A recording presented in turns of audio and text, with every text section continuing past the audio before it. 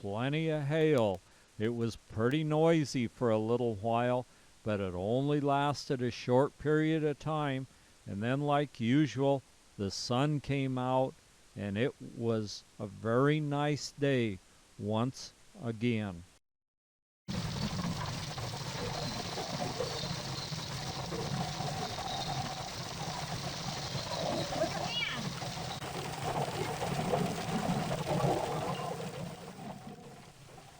We had water running freely all around the little place where we camped at White Horse Hot Springs, and then this water all ran into some mud holes, which don't seem to sink into the ground, they just have to evaporate. After the rain and lightning, thunder, and hailstorm was over, there were a few water puddles around, but the weather turned off really nice, so we could go on about our having a good time. It seemed as though the beaver weren't bothered much by that. Being a water animal, I guess they enjoyed it. So they went ahead about doing their beaver things, like cruising around trying to find some tender willows to eat and to pack in for winter. They'll cut these willows off, eat all the vegetation off from them, and bury them down in the bottom of their pond, and then that's a refrigerator where they can get them out in the winter, and they can go just under the ice and go down the bottom of the pond and get them and eat them in the winter. That way they don't have to go out in the ice and snow and take a chance on being eaten by a predator. The beaver are our largest rodent, and they have really large teeth, which they need to use all the time because they're growing all the time, and they need to keep them worn down or they get so long they can't use them. But it takes a beaver just a matter of seconds to cut a willow, and then he drags it across the pond as he is doing here, takes it over to the beaver house and sinks it down. And I suppose they prepare it for winter. At that point, they take it down and bury it under the mud so it doesn't float away, and then that works as a really nice refrigerator. They work usually at night, but since beaver skins aren't worth a whole lot, they haven't been hunted or trapped much in the past few years, and the beaver are just, the population is really increasing, and so there are beaver ponds and beaver dams all up and down Willow Creek. It's just a series of beaver dams. He's pulled it around to where he can put it in the beaver house, and we have an excellent spot where we can climb up on a rock and watch these beaver as they do their little beaver things. And the beaver house is on that sort of a little island. The cattails have grown up enough you can only barely see it, but there's constant activity there. That last light of an evening is the time we usually see them. Around the 1820, beaver hats were in. They'd take the fur from the beaver and make a real fancy felt hat that sold for a lot of money. It would be like a couple months' work for a person to buy one, or maybe even more. But now, since they're all the synthetics, the beaver pelts aren't really worth skinning the beaver. So they're making this scene all up and down all the little creeks and things in the west. They're big beaver and little beaver. And sometimes we'll see two beavers swimming side by side. I think these are probably the juvenile beaver, and we even at one case saw a little bit of a beaver fight. There seems to be plenty to eat for these beaver around the pond, and they've backed up the water so the brush and everything is growing really good around there. Plus it provides a lot of habitat for all sorts of other creatures, fish included, ducks, and all sorts of little birds that like the swamp, like the red-winged blackbirds.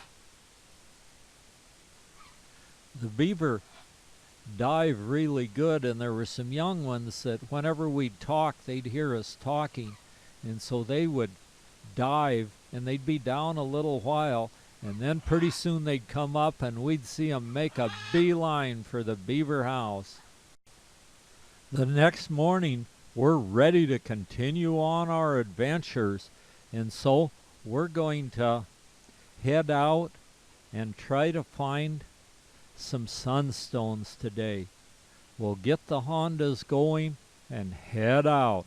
Chuck's brought 2 Honda 4-wheelers with him, so Kurt and Margot from Germany will have one to ride as well. We've packed plenty of drinking water and our lunch, 'cause all these trips take us a full day, and we're going out in the desert a long ways, and so we'll be all day on all our adventures. But this is a really nice way to travel in the desert. We can go quite a bit faster than we can in a vehicle, and also in places where we couldn't get a vehicle. After bumping over some really rough roads, we come to a pit where people have been digging sunstones. Someone's left a screen there, and we were going to try it and see how it worked. It didn't really work all that good. We found that it was probably better just to pick them up off the surface of the ground, but we did find some on the screen as well.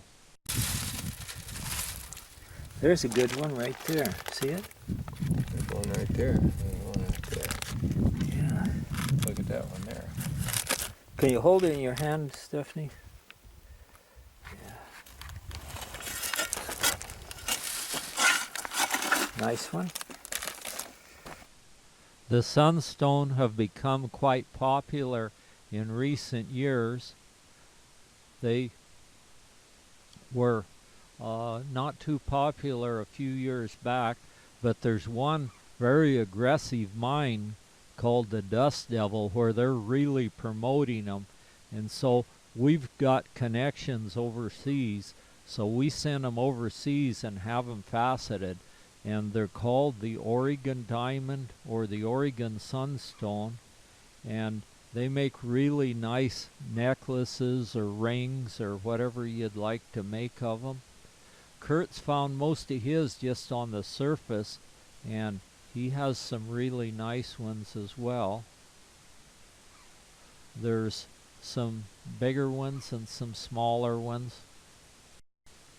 There is a little bit of variation in the color, and Marge usually always just finds hers on the surface.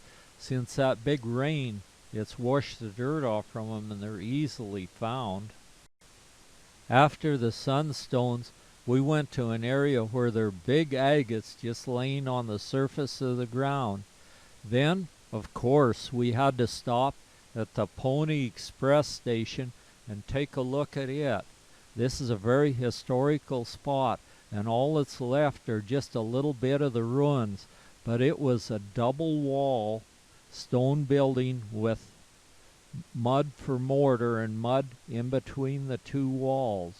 We take a look at the ruins and imagine what it was like to be one of these Pony Express riders.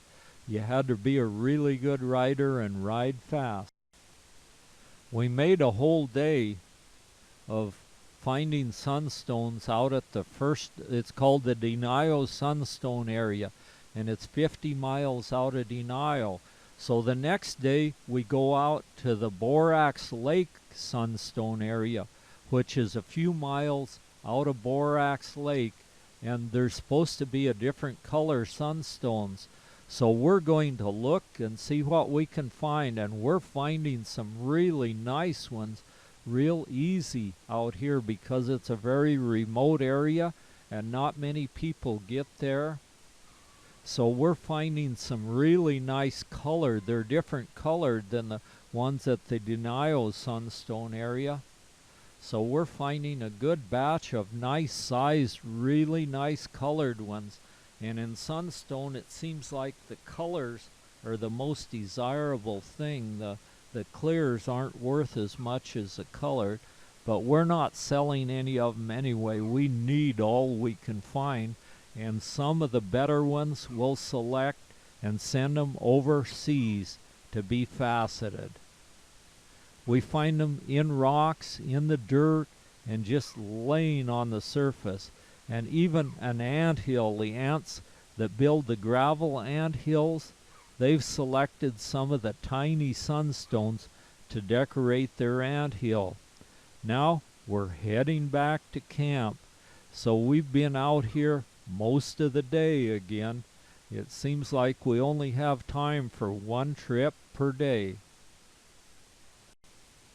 We go back to camp, and everyone kind of contributes a little bit of food, and we'll have us a really nice potluck dinner. Still plenty of water puddles setting around, but anyway, the fire danger isn't as bad now, and so we'll go back to the hot springs, and then we can wash off a little bit of that dust that we got all over us out in the desert. Still a few puddles of water setting around our camp, and they're beginning to look kind of funky, but at least they have a good reflection. And this water just doesn't percolate down through the dirt here because it's mostly a clay mixture, so it more or less has to evaporate. Very bumpy. Before you shut it off, you want to go back? Oh. It's enough for today. That's enough. We were riding along country road. Yeah. It's a little bit of dust on you. Well, let's see. Well, how was your ride? Good. Nice and smooth? It was damn rough. Before you shut off, do you want to go back? No. Did you get any dust on you? Just 60 miles of dust. Yeah. We got plenty of dust on us, but anyway, it's the hot springs takes care of that dust really well, and so the next morning we're up and at it, and everyone's ready to go on another adventure. This time we're going to go out to Coyote Lake and see if we can find some of the survey monuments for my daughter's property out on the edge of Coyote Lake. We stopped along the old military road. The old military road went through this area and ended up at about Whitehorse Ranch and then went on, and it went all through the desert country, and it was mainly used for Indian fighting. Since Oregon had Indian troubles really later than most every other state, they had these roads where they'd patrol, and they had wagons with cannons in them. And over not too far from here on the Owyhee River, they were going down a real steep road, and one of the cannons rolled out of the back of the wagon, and it's supposedly still in the bottom of the Owyhee River, if that information is Well, the correct. horse has been here and rolled. Look at his big old tracks. A lot of them have developed. Just said to Kurt, that's a trail for the animals. Yeah. And I didn't see the spot here. There's a badger den. Barely clear. They're gone. No.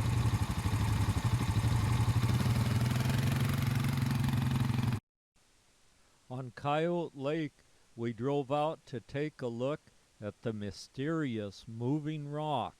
These rocks move and leave a trail, and sometimes they don't move every year, but this trail seems to last for years. And the wind moves these when the playa is wet and slick, and they plow a little trail as they move along. And this one's a really big one. It's amazing how it can do that. we'll ride around Coyote Lake a little bit and look it over, and maybe we can get a little bit of that good Coyote Lake dust on ourselves. When we reach camp once again, the sun is creeping down about to where it's getting ready to set over the Steens Mountains, and so it's my job to go down to the beaver pond and put all these blackbirds to roost.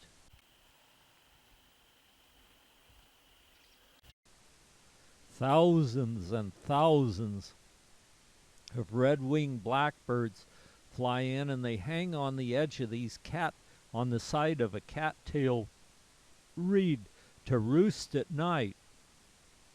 And these cattails are out in the water, so if a predator comes wading out to grab one of them, he can hear him sloshing through the water and be up and out of there.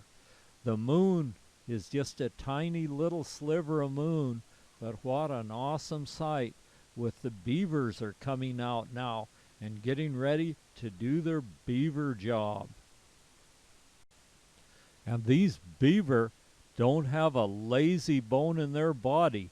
They're busy, busy, busy getting ready for winter. He'll once again go over, swim around a little bit to pick out a really good willow, and then he'll cut it and drag it across the pond again. Time after time, day after day, they repeat this same activity.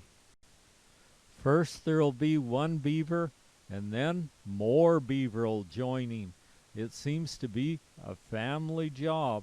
Even the little baby beavers will come out and do their share of the work, and also they have to maintain their beaver dam, and they build it of sticks and mud, and they'll dive down and get some mud and make repairs on the beaver dam about every single day. It almost looks like there's some thought involved in picking out the perfect willow to cut, and these willows just keep coming back just as fast as a beaver can eat them down. And they cruise around the pond almost like he's trying to decide, now which one of those willows do I want to cut tonight? And pretty soon he'll circle back and forth and pick one up, with the blackbirds still coming in from their feeding areas to their roosting areas for the night. He'll pull over. He finally makes up his mind which one he's going to cut. He'll go over to the bank and just stand up, probably with his backside in the water, and he'll chew it down in just a matter of seconds with those powerful large teeth and that powerful strong neck and jaw. Now that willow didn't look just right, so he'll circle back and pick out another one.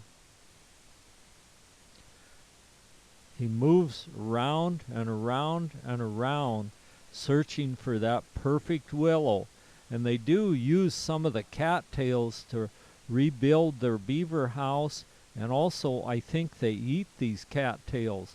They're supposedly very nutritious, and they were called the Indian plant. The Indians used all parts of the cattails. The roots, the stem, and the blossom were all good food.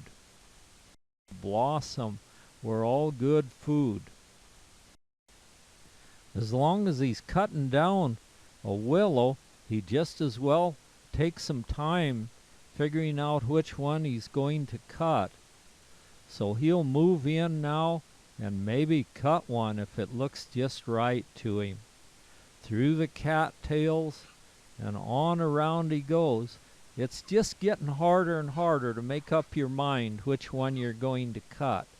And that powerful tail is good for signaling, and they'll slap the water with that, and if that doesn't send a chill up your spine, nothing will if you suddenly surprise a beaver.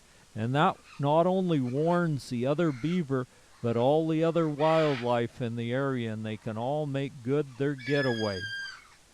It looks like there's the perfect willow, and we can see it wiggling as he chews it off.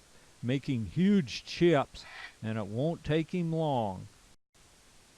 After a very short period of time, the job is done. Now another job is on hand, and that's drag this big old willow back to the beaver house. He looks just like a little tugboat pulling a barge, but he's moving it, and he's not going real fast, but he's moving a rather large willow, and then it'll be sunk right in front of the beaver house. And the process, I don't know how they process it, but they fix it up so it'll keep for winter. These beaver are a real short, stout little animal for their size, and so they can handle this sort of thing with ease. But of course, without the water, it would be much more difficult to move the willows, but they can do it on dry land as well. He drags it across the pond, and the other beaver haven't shown up yet, but they'll be out pretty soon. He drags it across the pond, takes that right turn down till he gets in front of the beaver house, and then we'll see that willow slowly sink down as he pulls it down. And the process begins. Time after time after time, year after year after year. And so there's some really big beaver in this pond and some very small ones. As the day wears on, we're starting to see more and more beaver come out all the time. I guess the whole family has to work at this job, and besides, you need to get out there and cut some stuff so you'll have something for dinner. The little tugboat is